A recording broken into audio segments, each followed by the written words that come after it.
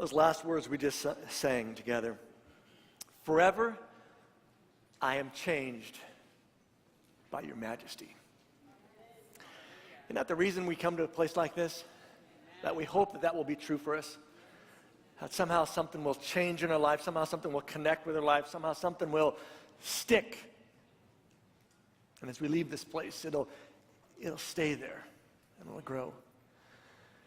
Today we're winding up our series called Prophecies of Hope. And as we started off, we talked about prophecies are both things to foretelling things down the road, sort of a forecasting kind of mode. And it's also a telling forth kind of mode. And today we're going to look at one of those modes. But before we go any farther, I just want to again thank all the mothers that are here today, and those who are watching online, and those that are connected to us here that aren't here today. Mothers are such an important part of who we are as people. And fathers as well. I don't want to forget fathers. We'll get to you guys next month, but mothers is really important. And let's be honest, you guys get a day tomorrow, but you guys get, you deserve so much more, but it's not happening. Tomorrow's all you get. You should just be happy with that. Anything from us, you should just be thrilled with. But I just want to speak something over you mothers and even your fathers here today. And the reality is, the greatest contribution you may make to the kingdom of God is not what you do, it may be who you raise. And the weight of that thought and the potential of that thought keeps parents up at night. It sticks with parents as their kids get older, move away and have families of their own. The thought, did I do everything I could? And those moments of frustration and anger and overwhelmingness that happens, especially for moms, but sometimes for dads, but especially for mom. In those moments, we can get a little worn down and forget just what a valid and important role that we play in the life of a child. Because everyone sitting in this room today and everybody watching us online, wherever you're at, all of us, our picture of who God is like comes from our parents. Yeah, that's a ooh kind of moment, isn't it? But it's a reality. Because there's something in all of us that desires, above anything else, just for to be loved and to be accepted and have our parents to be proud of us, to notice us. It's why little kids are always saying, watch me, right? No, watch me. Stay, watch me. Watch me do this, watch me do that. There's something in all of us. And the desire to be known and loved and most importantly, to be accepted and to have somebody be proud of us. And for some of us in this room right now, it is the one factor that motivates you in life. Either desiring, hoping at some point your parents will say that, or you're going to show them that they were wrong by being driven to do something. But it's a reality of the world in which we live. And it's the reality of the challenge of being a parent. And one of the greatest things we can ever hear and ever discover is those words from a parent, that I love you, that I'm proud of you. A few years ago, I had the chance to be part of something that happened for somebody, for a guy named Wayne. Wayne was in his early 50s at the time, and actually was part of a big Easter program that we've been doing here the last couple of years, what we did out in Washington State when I was there. And one of the great things, we were just talking about this a couple of weeks ago at a debriefing of our Easter program, was, one of the great things about that program is not simply about the great chance to tell the story of Jesus in the best way we can. It's also about the connections people make. And the opportunities and just all the different things that happen over that course. And Wayne was a prime example. Wayne was not a Christian, was just connected through somebody else who had been part of our big productions out there and had heard about it. He had done some regional theater, and the guy that had played the devil for us for years was tired of playing the devil, because as a Christian, he found it a challenging role to have to do all that. And so we said, hey, let's get us a non-Christian to play that role. What better spot, right? They won't care. And so, and Wayne didn't care. Wayne just, a great chance to perform. And the very first year we did it, Wayne kind of, came and did the practice, and we did our performances. And then we did Friday night, Saturday night, and then Sunday night when I got there, we were all getting ready, somebody came up to me and said, "Hey, Mike, have you talked to Wayne yet? Have you seen Wayne yet tonight?" And I said, "No, I haven't seen Wayne." They said, "You need to see him. You need to talk to him." So before I can go get changed, I go find Wayne, and Wayne is back hiding, and we had a little, we call it a production room. It was kind of back where our sound room is, but it was covered. You couldn't see it. There was a wall back there, so he was kind of hidden away. And he was back in there, and he was in his devil costume already, and, that was kind of the spot he hung out until it was time, because nobody wants to see the devil until it's the right moment, And so I walk in, I say, "Hey, Wayne, how's it going? I heard, I ought to stop by and see what's going on." And he said, "Mike, I got to tell you something." He said, "Last night my dad came to our production. And his dad lived in Seattle. Our church was pretty close to Portland. We were about 40 minutes out of Portland, so we were in the southern part of Washington State. So his dad had come down, a little over a 2-hour drive to get down there. And he said, he comes to my different productions different times. And he said he came last night with my girlfriend, and they were in the crowd. And he said as he was leaving, he said, we did the same thing, everybody in the lobby, hey, thanks. So he said, my dad came up to me. He said, he grabbed my arm, he looked me in my eye, and he said, "Wayne, don't ever quit doing this production. It is the best thing you've ever been a part of." And then Wayne looked at me and he said, then my dad said to me, "I am so proud of you, son. I love you." And then Wayne said, "Mike, I don't ever recall hearing my dad say he was proud of me. I don't remember the last time he said he loved me." And he said, "What you gave me in this was beyond anything." It's the great thing. Wayne keeps being part of that, and he keeps getting nudged a little closer. When Lori, my wife Lori, went through a cancer bout, I don't know if that's the right word, scare, whatever you want to term it, a couple of years ago now, and it was kind of cool. I saw Wayne, because he began part of our Christmas thing then, and Easter and Christmas, and so we would see him at least those times. Then I see him around town. I still started to see him at the gym I was going to, and one day he was there, and he said, "Hey, Mike, I heard Lori has cancer. How's she doing?" And so I kind of brought him up to speed of where she was at in her whole chemo and all that kind of stuff. And the coolest thing, he said, "Okay," he said, "well, let her know I'm praying for her." Which I thought, well, that's great. I'm glad non-believers praying for you. That's a good thing, But just again, that opportunity. But I tell you that story because I think it speaks to all of us. That desire to hear from our parent that they love us, that they're proud of us, and even more important, that they love us and proud of us not because of something we've done, simply because they are. And so today we're going to get the chance to hear a prophecy, not a telling forth, but a coming out, a foretelling of what was going on from a father to a son. And before we get there, I want to invite you just to bow your heads and let's pray one more time together, all right?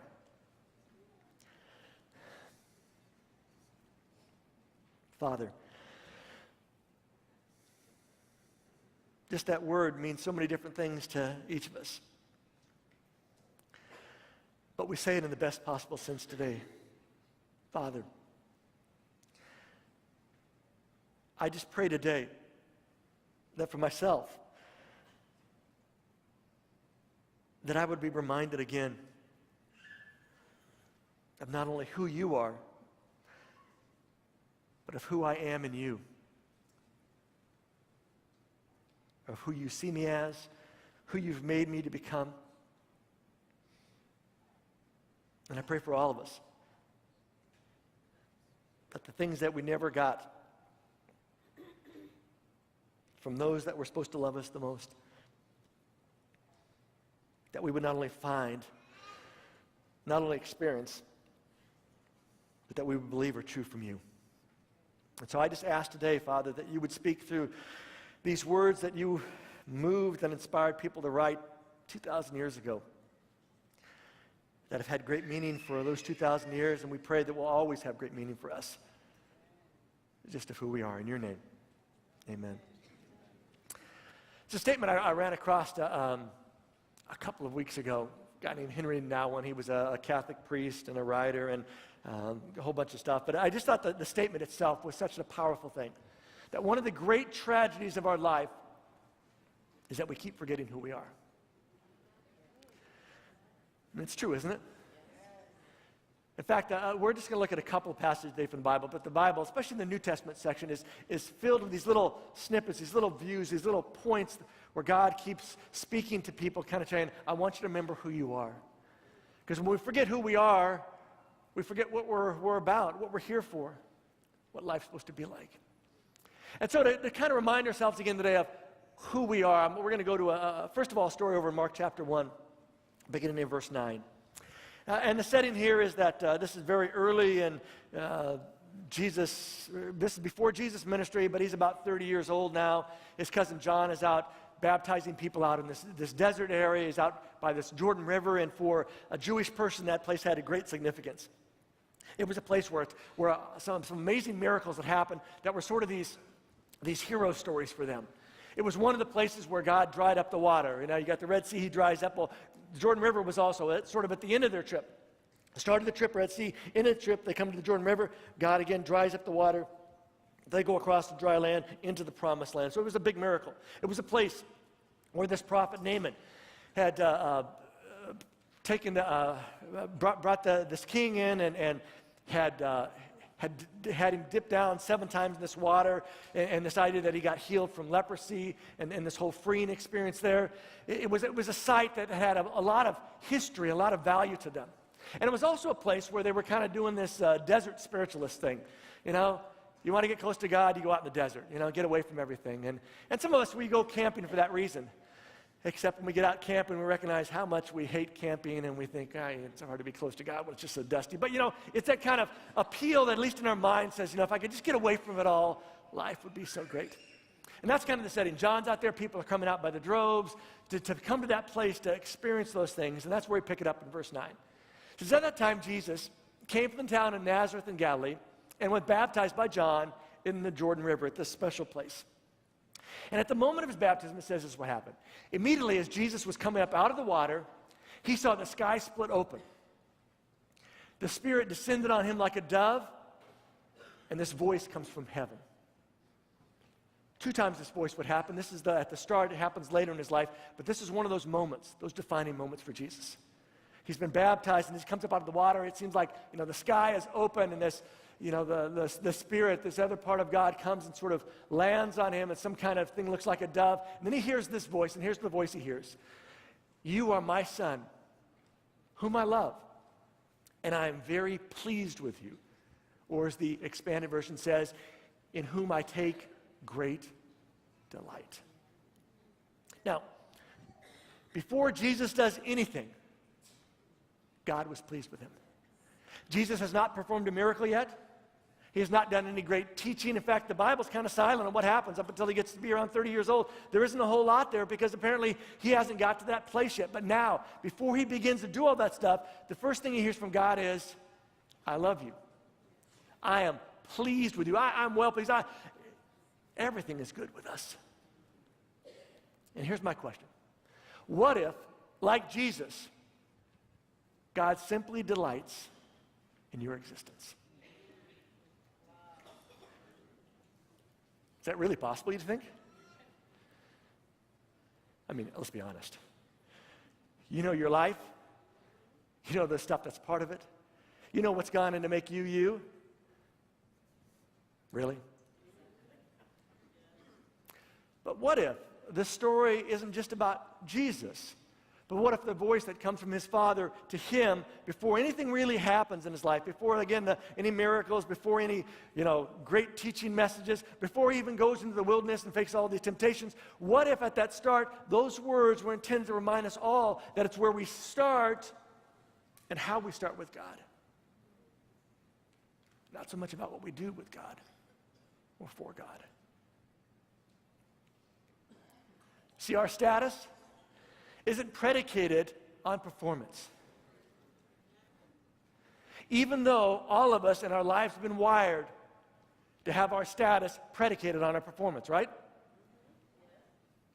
Watch me do this, Mommy. Why? Because if I can do this, she's going to be happy. She's going to smile at me. I'm going to get rewarded for it. You go to school. Got to get a good grade, right? Because if you get a good grade, everybody's happy at home, right? You get a bad grade, you go home. How many of you ever hid your report card on coming home from school? Oh, don't tell me only 3 of us were there. Get your hands up if you ever hid your report card, accidentally lost it. It was supposed to be mailed and didn't come home. Thank you. Yeah, all right, there we go. Give me a rest of all you A students out there. You're not all A students. The law of averages tells me that. Just looking at you tells me that. Come on. But everything in life is driven, right? Everything is predicated on our performance. That's your status. You get a raise at work. You get a chance to move up a level. You take another position. It's because you've done something for it, right? I mean, guys, think about it. When you first meet the girl and you want to impress her, what do? You do something stupid, right? Let me pick up something heavy, Oh, and that one's too heavy. Let me find her. Look at that, The water's break. Right? You do something. I'm performing, and so, this is for Lori. Invited her to come to my basketball games. Check out the stud, I had all the stuff down. My problem was I had a terrible attitude. I was not a great Christian when I got on the court, which wasn't a great wooing element for her. In fact, she quit coming to my games because I was such a poor sport. So, hang out there, guys. If you try and impress them, make sure you're on your best behavior, not your worst, all right? But we do all this stuff. Everything is predicated on the performance. What I can do, and that raises my status. And what if this is true? What if with God, your status is not predicated on performance? What if it's predicated on the fact that God says, I am pleased with you. I am happy with you. I love you. Period. Before you do anything, before there's any reason to say those kinds of things, what if that's all true? We'll go back to Jesus now. Immediately, that is after he has this amazing experience.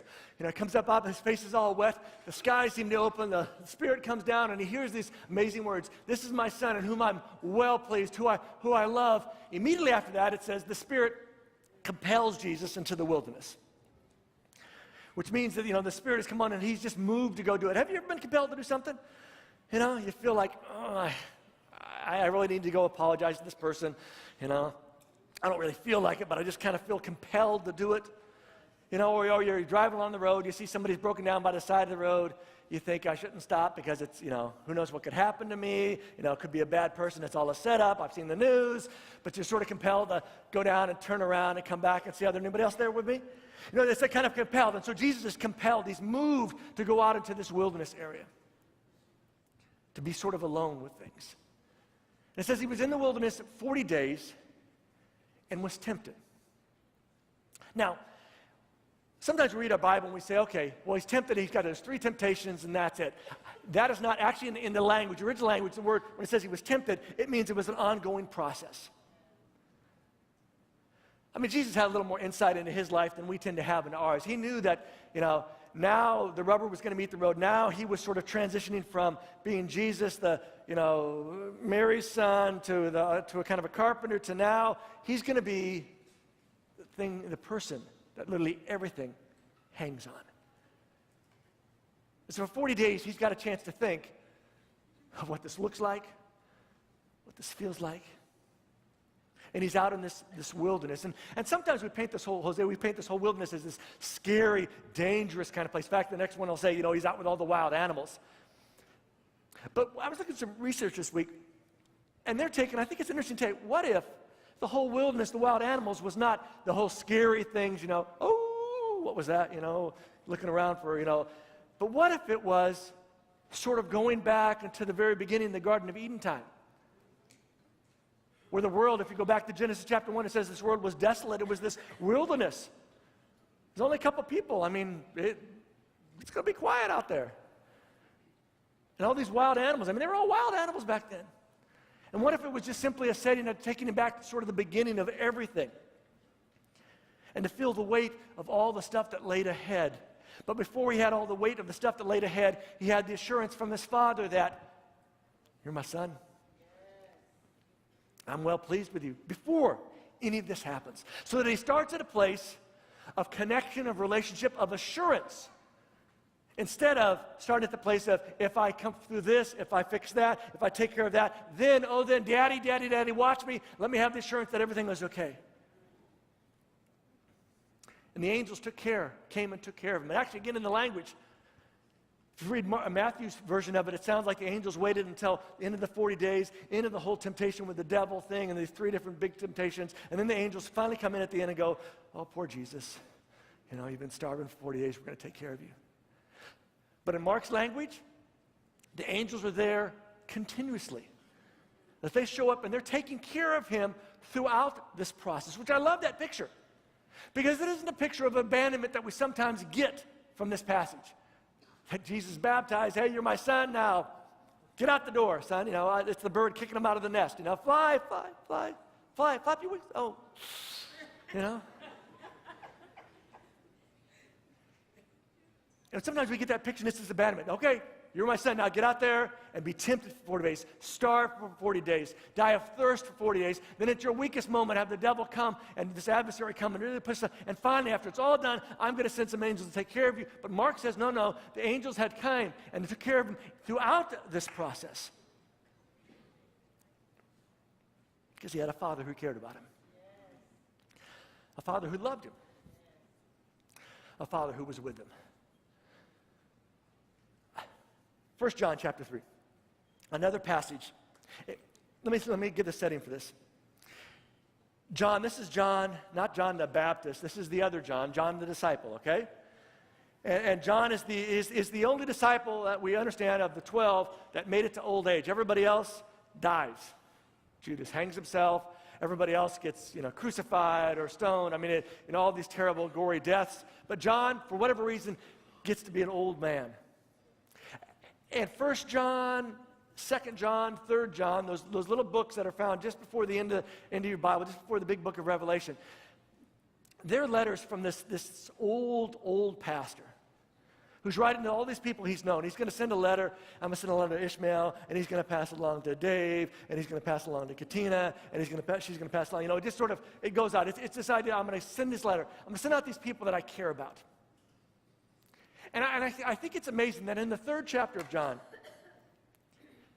that John speaks to this issue that you and I feel today. Where do we stand with God? You ever ask yourself that question? Have I done enough? I mean, is he happy?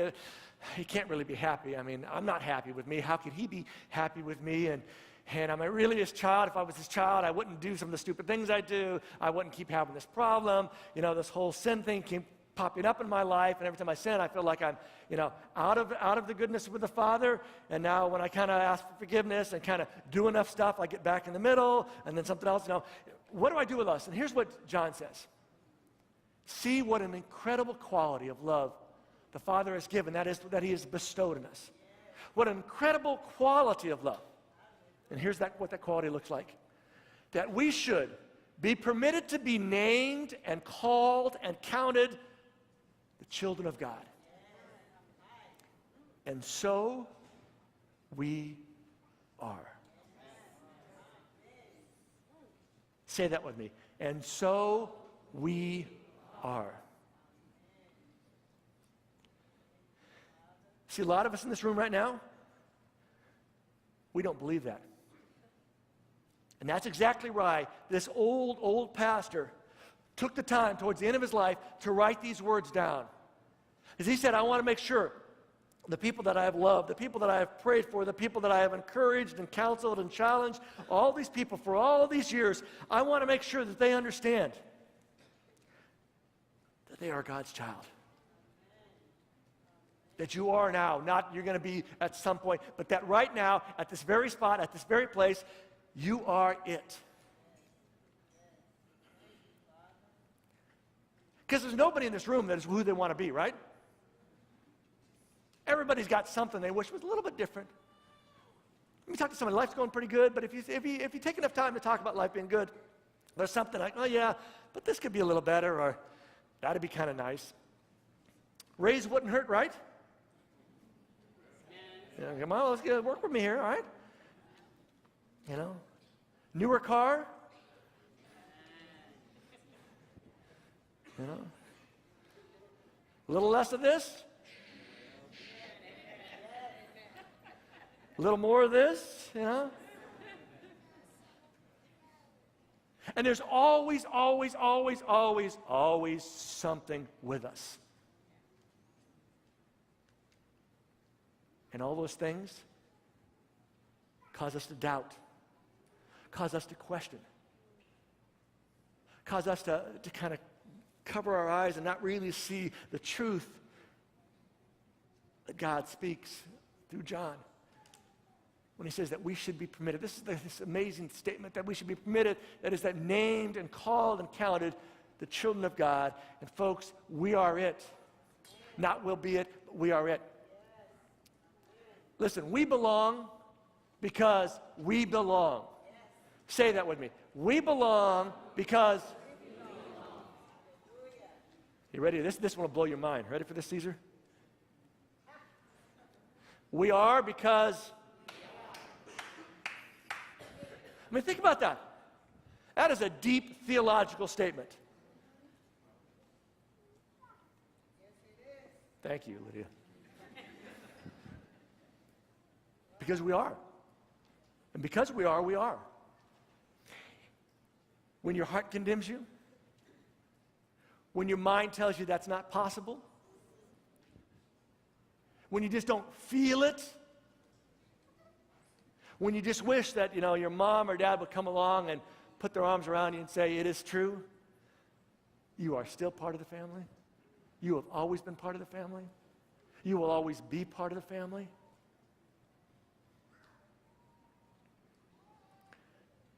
John goes on and says, listen, the reason the world does not know, that is, recognize and acknowledge us, is that it does not know, recognize, and acknowledge him. And you can make all sorts of theological stuff. The simple point is this.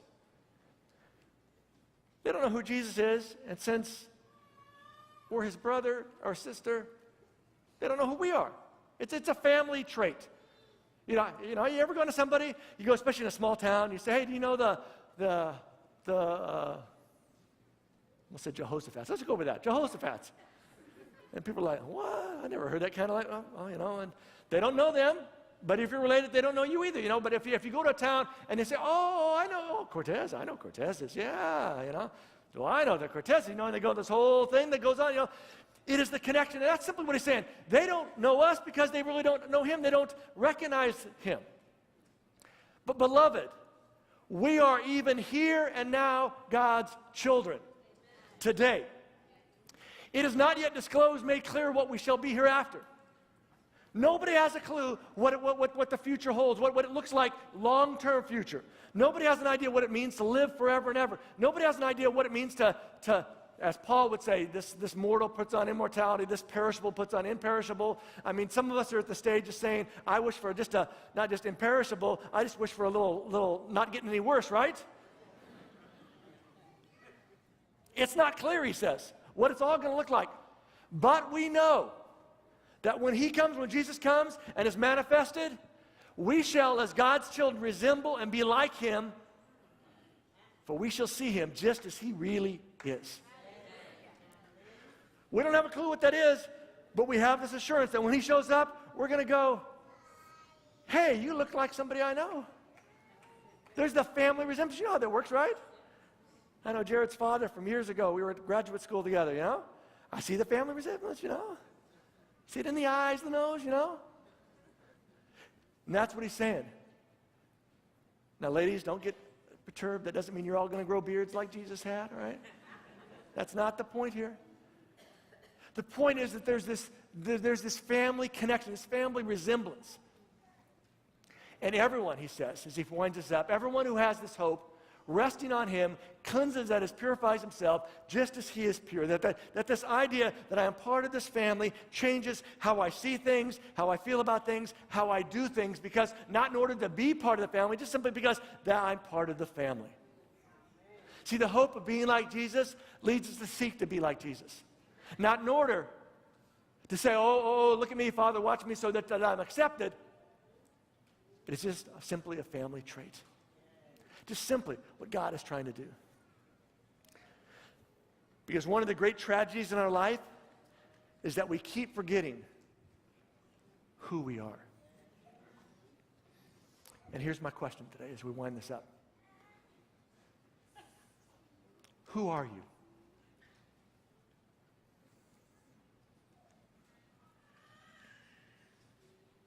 Because we've been asking this question, we wind down every week. What are you not hearing that you need to? And I'm guessing there's at least a handful of us in this room right now that need clarity on that simple question of who we are. That need clarity on really believing that I am God's child.